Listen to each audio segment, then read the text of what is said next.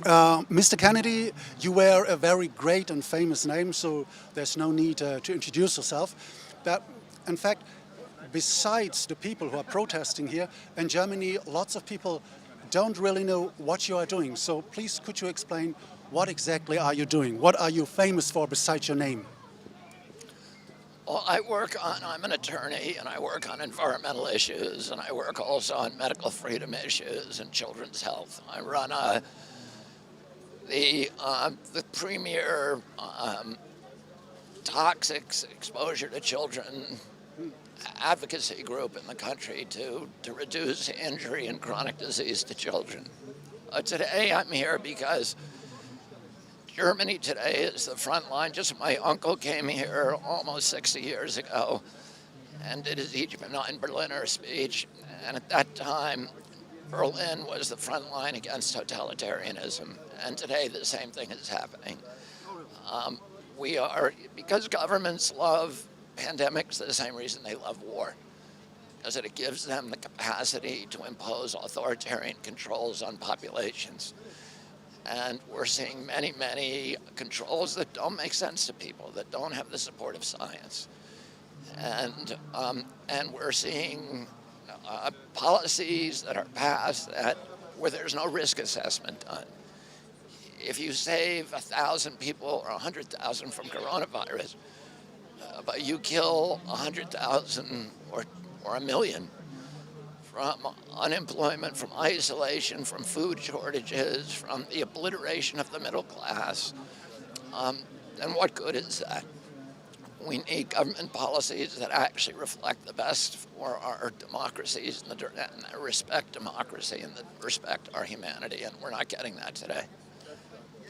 What is it with you and the Bill and Melinda Gates Foundation? You know, I read an article, and I see that you're that you're really an opponent of this foundation. And what is it doing around the world? The deeds of this foundation, of Bill and Melinda Gates. The problem with the Bill and Melinda Gates Foundation really is an abuse of power. They've been able to gain control of the World Health Organizations, the WHO, the CEPI, the Gavi, and also through relationships with Anthony Fauci with the HHS. And you have a billionaire who has no medical training, who is dictating policy, and he has a belief that human health comes from technology, that the only way to stay healthy is in a syringe. And because of that, he has changed WHO policies to take money and resources away from the traditional preoccupations, which were nutrition, sanitation, hygiene, development, and change all the money into vaccines, which we know when you look at the science are doing far more harm than good. There's also got a preoccupation with GMO crops and with chemical fertilizers. And in Africa, for example, his policies are designed to move Africans away from traditional agriculture that is multiple crops to cash crops like corn, GMO agriculture, and chemical agriculture. People are eating oil, essentially, and it's not been good for the African economy. And it has aggravated hunger, starvation, and poverty across the continent. I wanted to return to vaccination. You're not against vaccination in general, as far as I know. No, I'm not anti-vaccine. I want safe vaccines. I want robust science, and I want regulators who are free from financial entanglements with the vaccine industry. We need that because a lot of the vaccine programs across the world now are very corrupted. And as a result of that, vaccines are not safety tested. Every other medicine has to be safety tested against a placebo. Of the 72 vaccines now that are mandatory in the United States, not one has ever been safety tested against a placebo. How can that be? Why is it? You know what? It's an artifact of CDC's legacy as the Public Health Service, which was the old agency, it was the predecessor agency. and it was a quasi-military agency. And You said military. that's why people at CDC have military ranks, like Surgeon General, and they wear uniforms. And the vaccine program was launched as a national security defense against biological attacks on our country. So they were worried if the Russians attacked, I know you would never have done this, but if they attacked us with anthrax or some other biological agent, they wanted to be able to formulate and deploy a vaccine very quickly to 200 million American civilians with no regulatory impediments. And if they call it a medicine, you have to do double-blind placebo testing. That takes 5 years. So they said, we'll call it something else, and we'll make it so you don't have to test it. And unfortunately, when all the new vaccines came in after 1986, in 1986, we told the vaccine industry there is no more liability. So if you hurt somebody with your vaccine, nobody can sue you.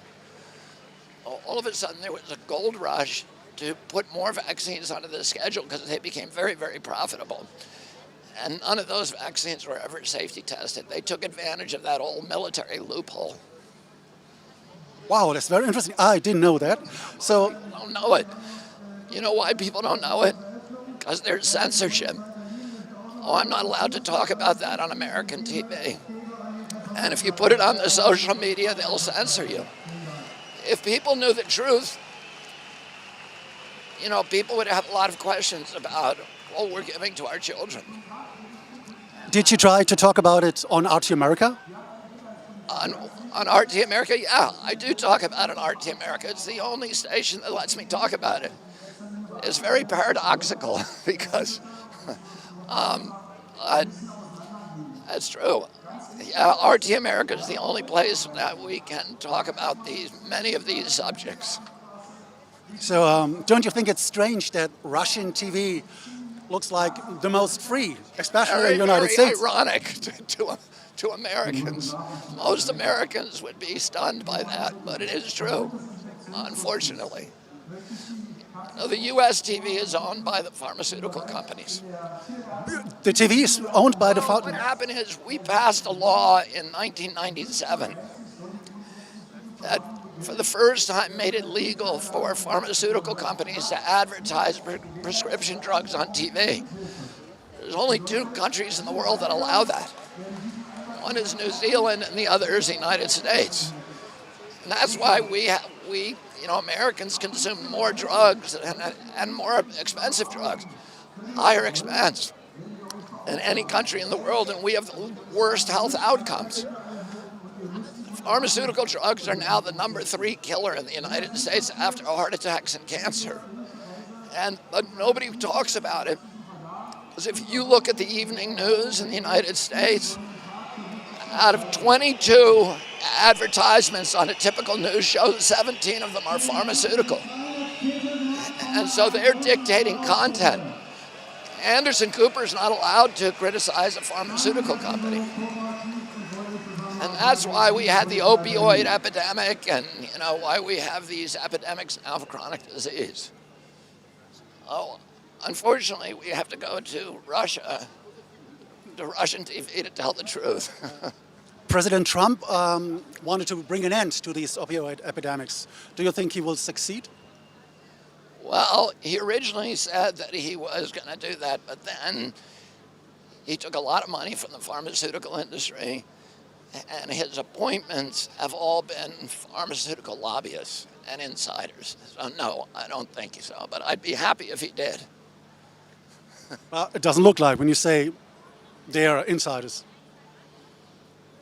Well, thank you for the interview and good luck in Berlin.